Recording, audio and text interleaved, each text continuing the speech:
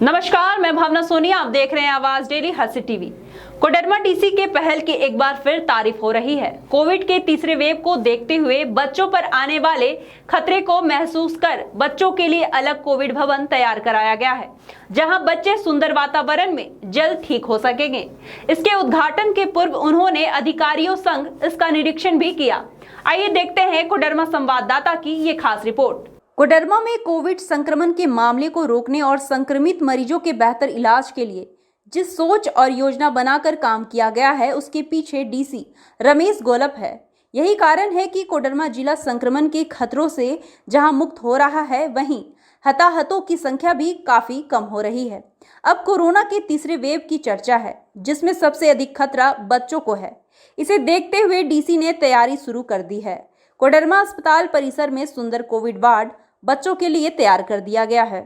इसका निरीक्षण बुधवार को उन्होंने करते हुए तैयारियों को देखा। सदर अस्पताल में बच्चों के लिए बनाए गए 20 ऑक्सीजन पाइपलाइन युक्त बेड के पीडियाट्रिक्स वार्ड का एवं 30 ऑक्सीजन पाइपलाइन युक्त बेड के कोविड वार्ड डीसीएचसी का जिले के वरीय पदाधिकारियों के साथ उन्होंने निरीक्षण किया। कोडरमा से विकी केसरी की रिपोर्ट।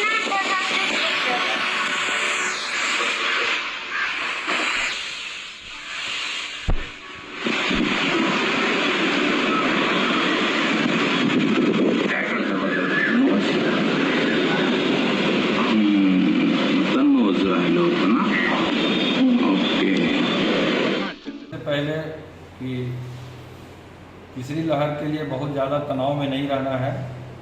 अब प्रशासन के पास और सभी निजी अस्पतालों में तैयारियां पूरी हैं और इसकी तैयारी पूरी करने के लिए प्रशासन और निजी अस्पताल पूरी तरह से कमर कसे हुए हैं।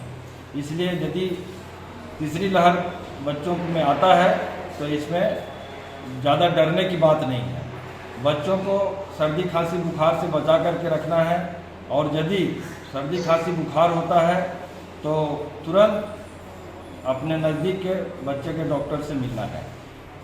बच्चों में उल्टी, पैखाना, पेट दर्द भी कोविड इन्फेक्शन में हो सकता है। इसलिए उल्टी, पैखाना, पेट दर्द, सर्दी खांसी बुखार होने पर तुरंत अपने नज़दीक के बच्चे के डॉक्टर से मिलना है।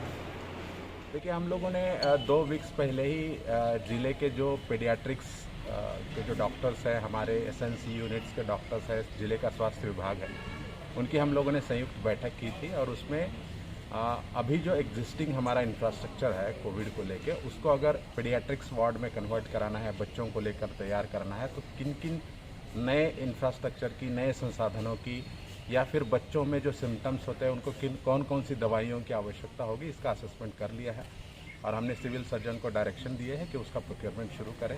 साथ ही साथ हमारे यहाँ पे स्टेट गवर्नमेंट से जो डायरेक्शन आया था कि building as a learning aid, जब बच्चे अगर संक्रमित होकर हॉस्पिटल में आते हैं तो उनको हॉस्पिटल जैसा ना लगे, घर जैसा माहौल लगे, इसलिए वहाँ पे हम लोगों ने वहाँ के जो पीडियाट्रिक्स वार्ड की दीवारें हैं वहाँ पे पेंटिंग्स, बच्चों को जिसमें इंटरेस्ट होता है उस तरह की पेंटिंग्स वहाँ पे बनवाई है। साथ ही बच्चों को टीवी या अन्य जो खेलने की सुविधाएं होती है उस रूम में बैठ के, तो वो भी व्यवस्था करा रहे हैं। कुल मिला के प्रयास है, एक तो तीसरी लहर को लेके बच्चे संक्रमित ना हो, इसके लिए हम लोग अवेयरनेस कैंपेन चलाएंगे और इनकेस अगर कुछ उस तरह की स्थिति आती है तो उसके लिए भी हम लोग पूरी तरह से करेंगे।